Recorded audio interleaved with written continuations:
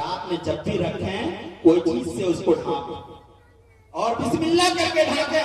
وَلَوْ تَعْلَمُ عَلَيْهِ شَيْئًا, کوئی بھی چیز سے ڈھانپ لو لیکن ڈھانپو, چاہے ایک ورقہ کیوں نہ ہو, ایک پنی کیوں نہ ہو, اسی سے ڈھانپ دو.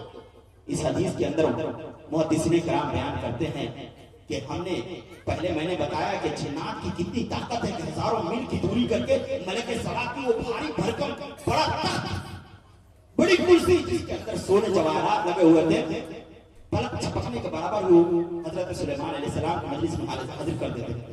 لیکن اس حدیث سے بتایا کیا کہ جس دروازے کو بسم اللہ کر کے بند کیا جاتا ہے اس کو جنات اور شیاطین کھول نہیں سکتا ہے. اس کی طاقت اب بسم اللہ کر کے بند کرنے سے ختم.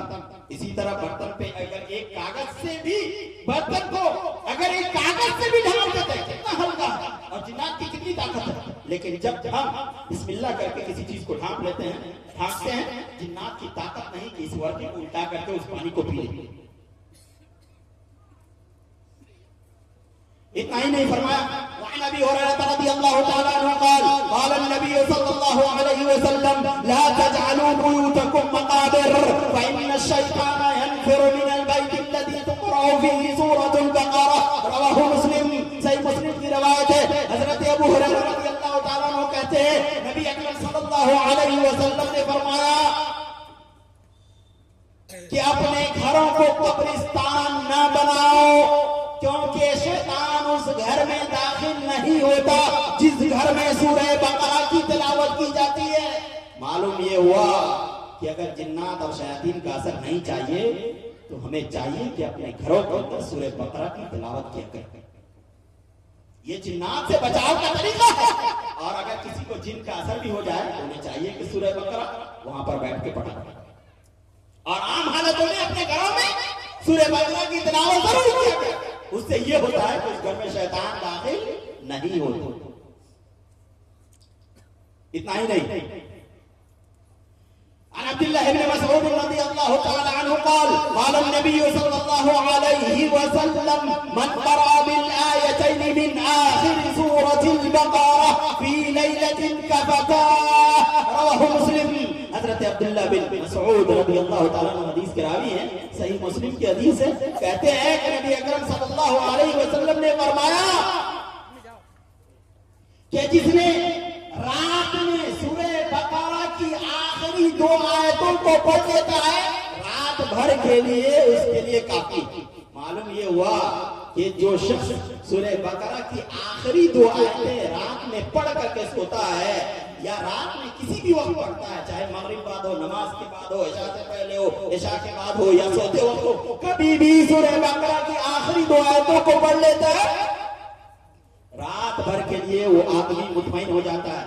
اس کے گھر میں کوئی شیطان داخل نہیں ہوگا, اس جنات داخل نہیں ہوگا, اس کے گھر میں کوئی چوری نہیں ہوگی, کوئی ڈکیتی نہیں ہوگی, کوئی ڈاکہ نہیں ڈالے گا, اس کے گھر میں کوئی مصیبت نہیں ہوگی, آگ نہیں لگے گا. ہر چیز سے کیوں کافی ہوگی.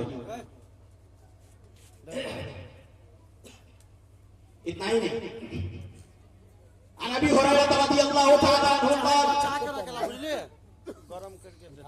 قال النبي صلى الله عليه وسلم إن الشيطان إذا نودي بالصلاة ولى وله حصاص.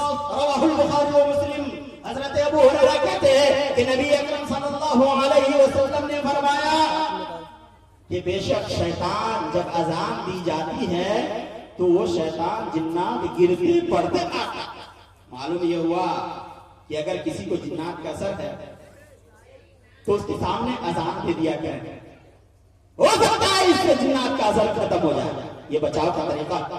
اتنا ہی نہیں فرمایا, وعن ابی ہریرہ رضی اللہ تعالی عنہ قال قال النبی صلی اللہ علیہ وسلم من قال لا الہ الا اللہ وحدہ لا شریک له وله الملک وله الحمد وهو على كل شيء قدیر في يوم 100 مرة كانت له عدل 10 رقاب وكتب له 100 حسنة ومحيت عنه 100 سيئة وكانت له حرزا من الشيطان يومه ذلك حتى يمسي.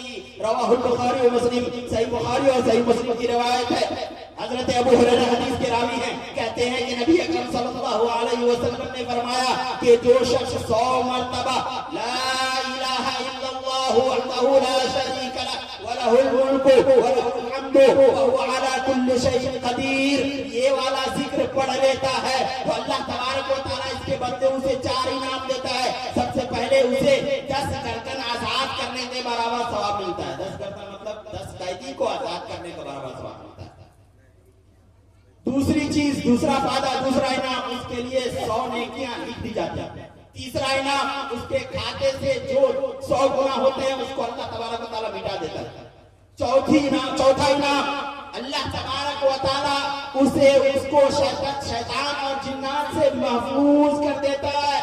معلوم یہ ہوا کہ اگر کوئی آدمی صبح میں 100 مرتبہ یہ ذکر پڑھ لیتا ہے. کیا ذکر؟ لا الہ الا اللہ وحدہ لا شریک لہ لہ الملک ولہ الحمد وہو علی کل شیء قدیر. اگر کوئی شخص 100 مرتبہ یہ ذکر پڑھ لیتا ہے اللہ تبارک و تعالیٰ اسے جنات اور شیاطین کے اثر سے محفوظ کر دیتا ہے. معلوم یہ ہوا کہ اگر کسی کو جن و شیاطین کا اثر ہے تو اسے یہ ذکر صبح اور شام کرنی چاہیے.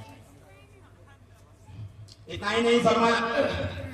وعن ابي سعيد الخدري رضي الله تعالى عنه قال قال النبي صلى الله عن ابي سعيد الخدري رضي الله تعالى عنه قال كان النبي صلى الله عليه وسلم يتعوذ من الجان وعين الانسان حتى نزلت المعوذتان فلما نزلتا اخذ بهما وترك ما سواهما. رواه الترمذي. حضرت ابو سعید خدری رضی اللہ تعالیٰ عنہ